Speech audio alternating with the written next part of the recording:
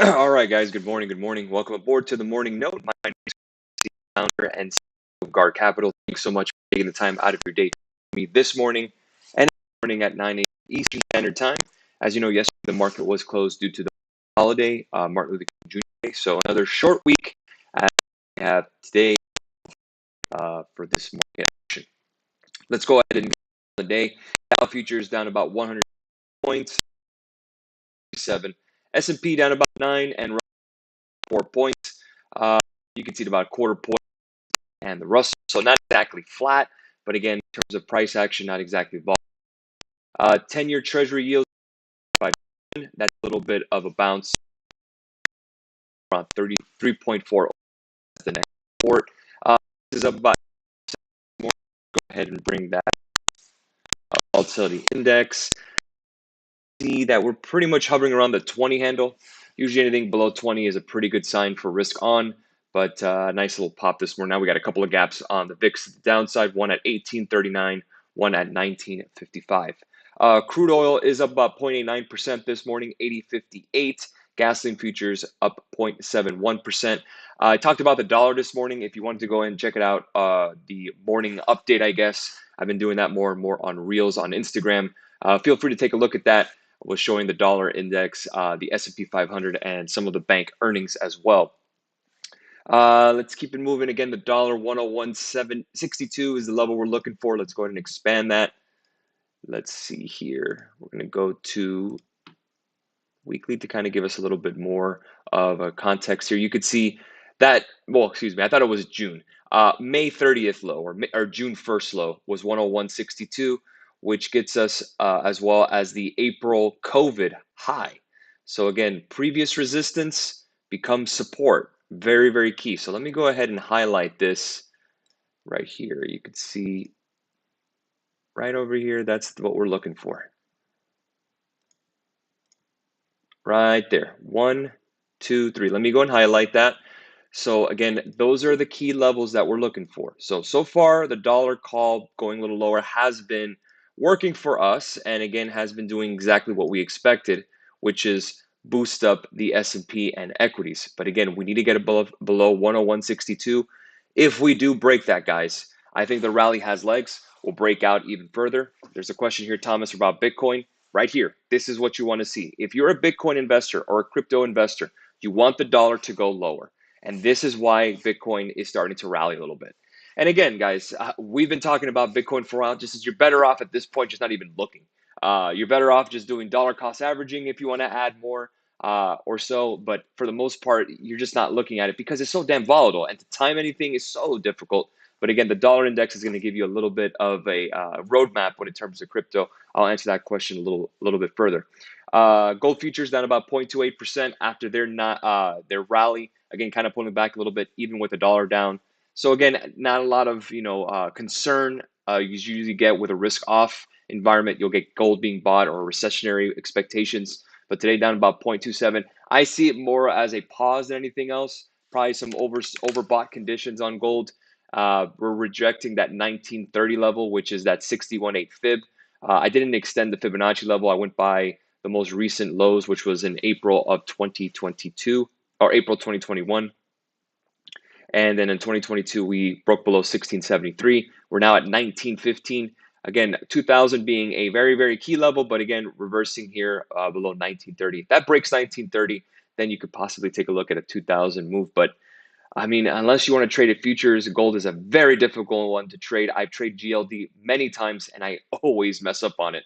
And the volume is just not there, at least with GLD, the index for gold. So I hate trading that. It pisses me off. So again, I do watch it for the macro, but for the most part, I try not to trade it. Silver futures down 0.54%, even with the dollar lower. Copper is down as well. So again, most of the metals are down this morning. You can see how copper is above the 100 moving average on the weekly. How great. And on the daily, clear above the 200-day. That's exactly what I want to see, especially as we want copper to keep going higher to show at least some growth. China is reopening now. That was reported by Vice Premier. I don't know exactly how they say it. Chinese Vice Premier Liu said the country is open to global cooperation after 3 years of COVID isolation. That's great news to hear that they're reopening as well. Let's keep it moving here. Euro dollar up about 0.24%, 108.40. Again, we talked about the euro dollar many times, and that's okay. Let's see if we can get this going. Euro dollar. Euro dollar again above that trend line on the daily, above the major moving averages as well. You also have a golden cross on the daily, looking excellent, and that has been that correlation. Keep in mind, next target, at least on a basis, will probably be on 11.56. Keep an eye on the pound dollar is up 22.5. Dollar yen is flat, 128.7.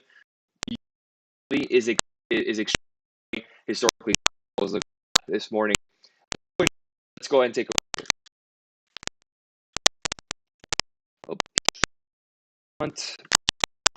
look at Bitcoin futures.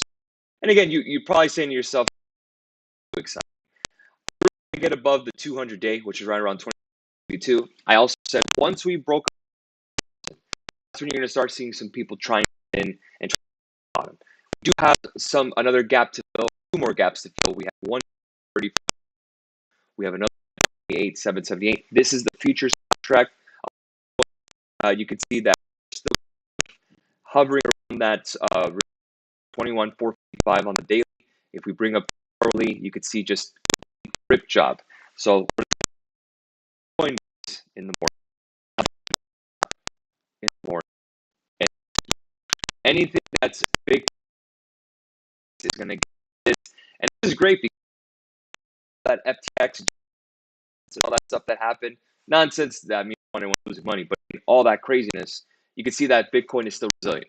And I think at that point, just keep it in a wallet, just leave it alone, and I think you're going to be okay. Again, the way it's just a volatile.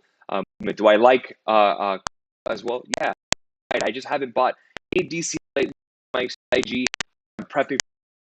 So, as a business owner, guy, I had to do a lot of tax stuff with my partner Anthony and our John as well for the weekend. Talking about all tax stuff started. Again, you have to kind of pay the man. So that's kind of the policy just for a little bit, just to make sure that I get the tax paid. This is what it is. The name in the so I have trading. So again, at least that I'm with you all every day. Let's go ahead and look now for bank and their earnings.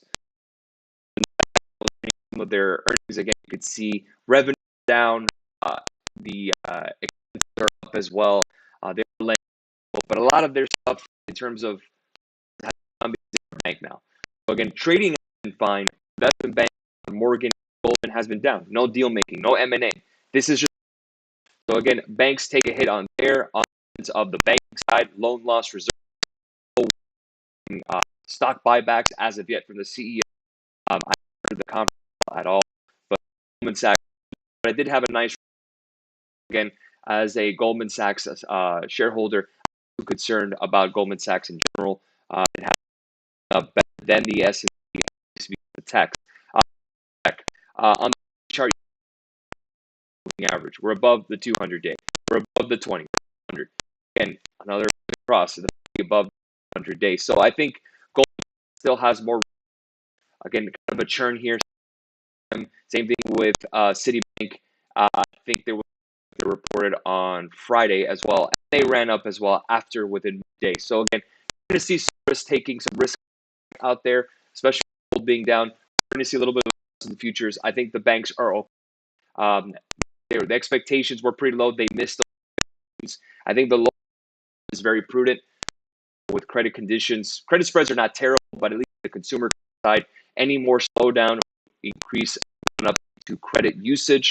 So again, that Apple loans as well into the consumer finance business. Again, kind of hurting. If they were just a basic trading hedge fund or kind of investment bank, I think they'd be better off. But again, since 2009, they became a holding company because of TARP. So you're damned if you do, damned if you're Goldman Sachs. You can't have it both ways, man. You want to be a bank and have the and regulations, but then you have to deal with the consumer side of banking, reserves, and the fractional reserve. much fun. Modern money mechanics. Goldman Sachs has to reserve on the side any kind of loans. Mic cutting. Can anyone hear me now? Testing. Voice. Let me go change this.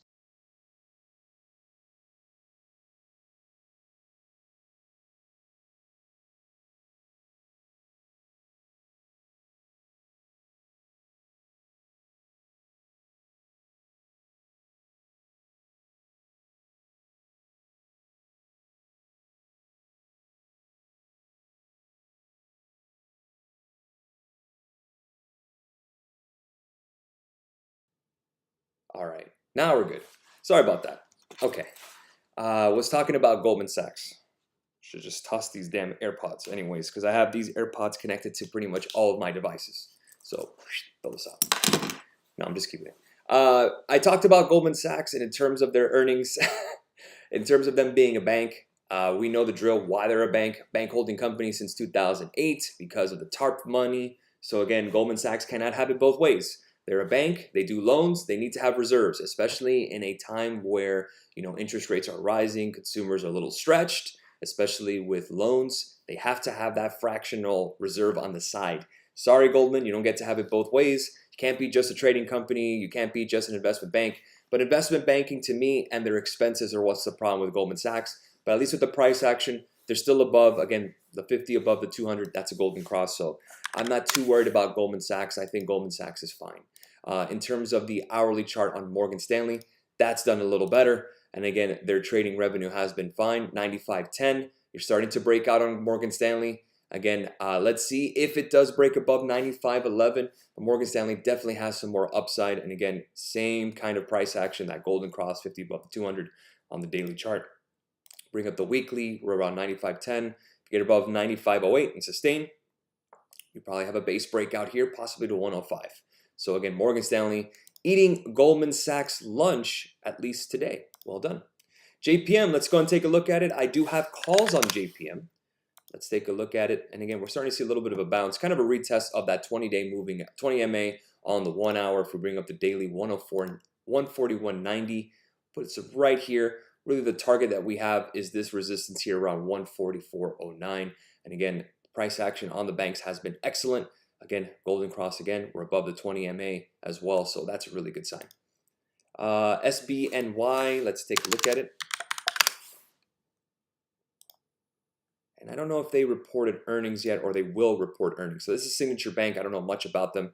But at least on the daily chart, you're above the 20-day as well. But you got that 50-day kind of hovering overhead. So again, if we expect Signature Bank to have a good earnings report, you kind of want to target 126.70 or so. That's your 50-day.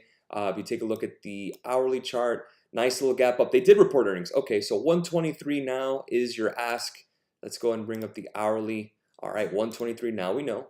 I don't see their earnings, so right below the 50-day, you need to break out of 126.17 if you want to go ahead and ride this bull action here. S&P 500 futures are starting to get to be bidded now, almost at break even. Guys, the level that we're looking for is 40.40. That's the key you're looking for. Why 40.40? Now 40.40 is that trend line. We know that, right above that trend line. Let's bring up the weekly chart just to kind of give us a heads up, because remember, we called the bottom back in October 11th, which was that this was exactly the 200 MA on the weekly. So again, we used that 200 MA as our bouncing point, and we did. And you could see now we have this yellow line, the 50 MA on the weekly overhead resistance. I think if that does break, gets above the trend line, settles there and holds as 4,000 as support, at least on the short term, I think that will give us a little bit more juice to get risk on assets a little higher. Probably get us to around 42.03 if everything works out right, lowering inflation, maybe a pause and from the Fed in February 25 and a pause, or earnings do better than expected. But again, that's a big tall task because we have run up quite a bit since those lows. But again, we've had a pullback as well. Again, 40.40, that's the number we need to tattoo on our head. That's the number that we want. So let's see what we get today. Again, it is a short week. We do have earnings. I think Netflix reports earnings as well this week. Excuse me. In terms of big economic data, we do have the PPI, which is the Producer price index, I want to say that's on Thursday. Let me make sure. Let's go to this week. Yeah, PPI will be tomorrow at 8:30 in the morning. That's producer price index. Keep that in mind. Other than that, we do have some FOMC speakers, blah, blah, blah. We know what they say constantly. We're going to hold forever. We're going to do this, whatever. Kind of moving forward to next week. Again, it's going to be very focused in terms of earnings. That's what we're looking for. We have next Tuesday, Flash Services PMI. We got advanced GDP reading, which is we don't have a forecast yet, and core PCE number, which is what the Fed looks at as well. So this week, short week, just kind of focus on earnings, focus on the price action, on the technicals. That's really it. We don't have much to go by other than the PPI tomorrow. But we had an expectation met on CPI. I would assume we have the same deal with PPI. I don't know if they lowered those forecasts in terms of PPI. The number is 0.1% on a month over month. That's the forecast. Retail sales tomorrow as well at 8:30 in the morning. And then we have, that's going to be a negative reading on the forecast, negative 0.5%. Slower consumption, what the Fed wants. PPI month over month expected to be negative 0.1%. And retail sales, not core, month over month, the expectation is 0.8%. So again, so many moving pieces. Obviously, we're still trying to see where everything goes. So far, the bottom call is holding. No need to take a victory lap just yet. It's a day-by-day market. It's still a trader's market. A lot of people say, is it time to invest in the market now? That really depends on what your plan is. Again, if you're saying to me, hey, I'm willing to hold these stocks at least 5 years, go for it. If you say, no, I just want to trade around it, okay, use your price action. But it's still a trader's market, at least for now. There is not an investable market yet because you're still below that trend line. And the last thing you want is another bear market. And then it's really going to get ugly. Then you'll break below the lows around 3,500 if it starts accelerating lower. I wish I had better news for you. I mean, obviously, I would love for us to break out, but we have to wait for that to happen and see where we go from there. All right, guys, we'll leave it there. Starting to get a little bit of a bounce on the S&P 500 futures. 40.40 is the number that we want. Great game last night. Go Cowboys. I love it. On to San Francisco. And what a great night. I went to bed probably at midnight last night watching all the post-game stuff. What a game. So proud, so happy of the team. Next Sunday is going to be really stressful. Have a great rest of your morning. I will catch you guys tomorrow for the morning note. Cheers.